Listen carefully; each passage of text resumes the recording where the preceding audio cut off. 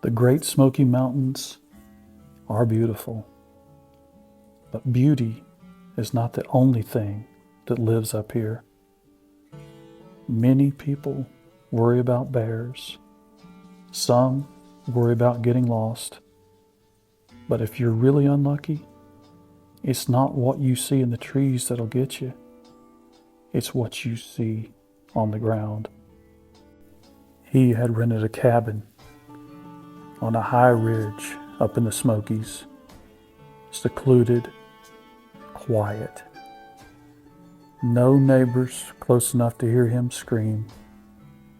It got boring real fast. So he started hiking every day, deep into the woods. He had spotted elk, and he hoped to see a bear. He was not prepared for what he actually found. About 12 minutes into one hike, he heard rustling in the leaves behind him. He stopped, turned around, waiting, hoping he'd catch sight of a bear moving through the underbrush. Nothing. No animal, no movement, just a few dead leaves settling. He shrugged, chalked it up to the wind, kept going. Another 10 minutes passed. Then he heard footsteps behind him. Not heavy enough for a person, not soft enough for a deer, not the 4-beat pattern of an elk, just wrong. He turned again. The trail behind him was completely empty. Just trees and brush. No one was there.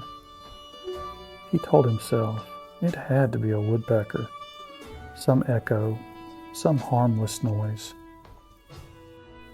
But he started paying more attention. He was in a clearer part of the forest now. Fewer trees, sunlight breaking through in wide patches. That's when he saw it. At his feet, just behind him, a shadow. Not his shadow, not the shadow of a tree, not some simple shape cast by a branch. This shadow was concentrated, darker than it should have been, like a stain of pure black on the forest floor. Not a defined shape, just a large, disfigured blot of darkness. He spun around, expecting to see something standing there. Nothing. He looked down. The shadow was still there. He wasn't standing in it. It wasn't attached to him. It just was. He walked away quickly, heart rate ticking up. After a few yards, he glanced back.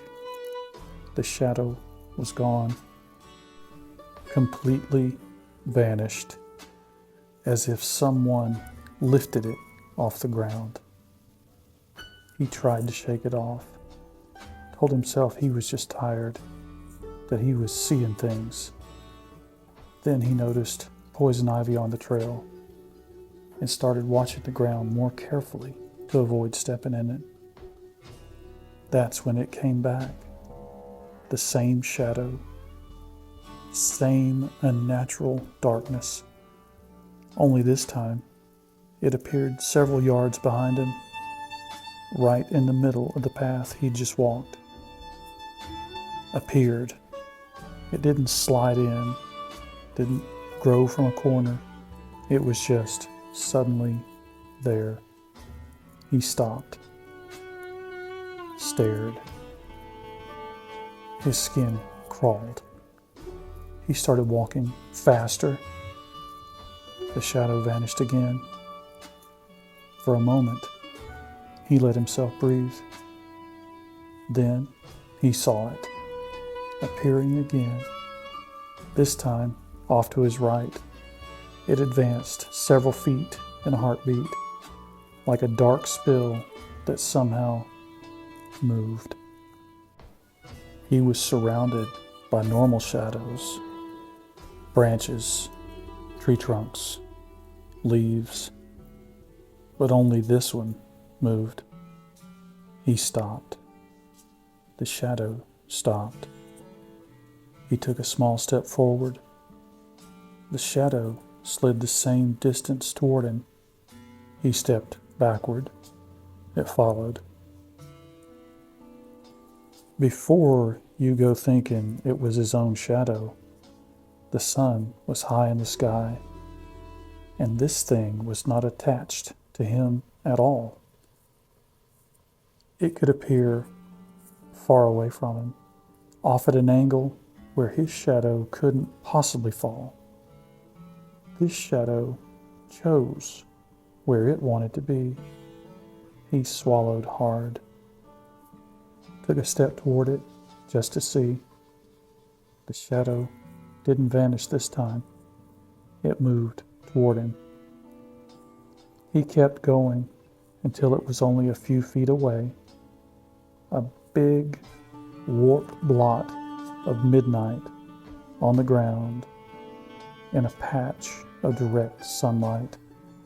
He just stared at it. It just sat there and stared back.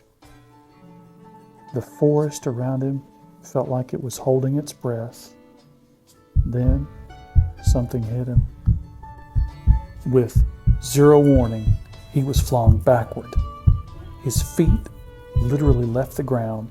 His back slammed into a tree hard enough to knock the air out of him. Pain exploded down his spine.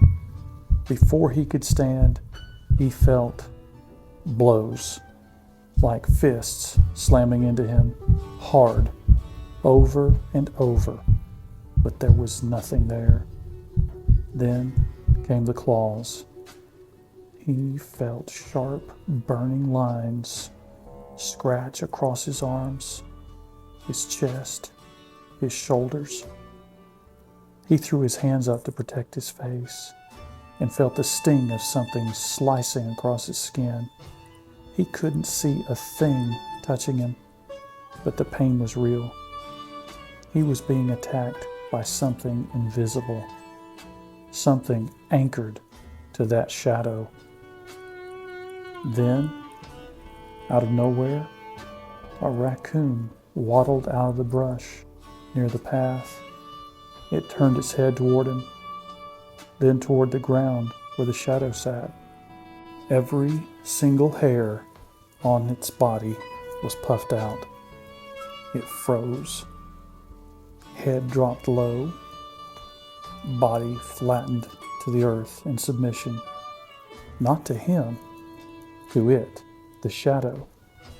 And in that moment, whatever was attacking him stopped. The blows ceased. The claws withdrew. The shadow shot off into the trees like an ink stain being yanked away. The raccoon bolted in the opposite direction, running like its life depended on it, because it probably did. He staggered to his feet, arms burning, body aching. Blood trickled down both forearms from long, angry scratches. He didn't look back, didn't stop, didn't try to understand. He just ran. Branches cut his face, his lungs burned, his legs shook. But he didn't slow down until his cabin came into view. He slammed the door, locked every window, checked each window twice. Then he headed straight for the shower, hands shaking as he turned the water on. Hot water ran red as it washed over his scratched arms. He watched the diluted blood spiral down the drain. He stayed there, until the water started to cool, trying to calm down, trying to convince himself there had to be some logical explanation. When he finally stepped out of the shower, he grabbed a towel, wiped steam from the mirror, and froze. The scratches were all gone. Skin that should have been raw and raised was smooth. No scabs, no cuts, no bruises, nothing. Like it had never happened.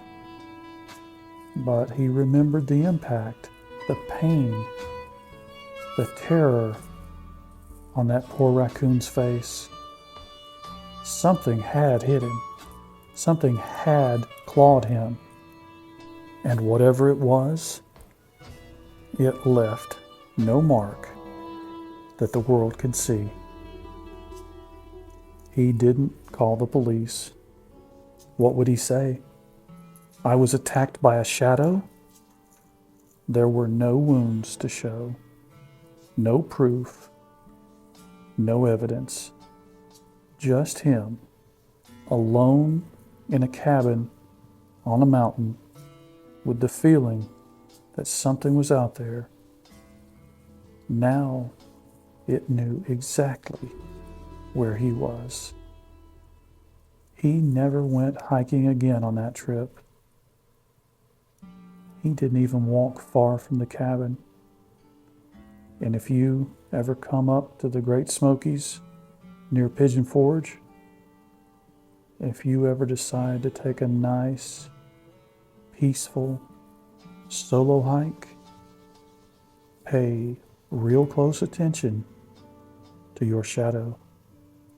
Make sure that it moves when you move, stops when you stop, and stays where physics says it should stay. Because out here in the mountains, there might be another one, and it's not yours.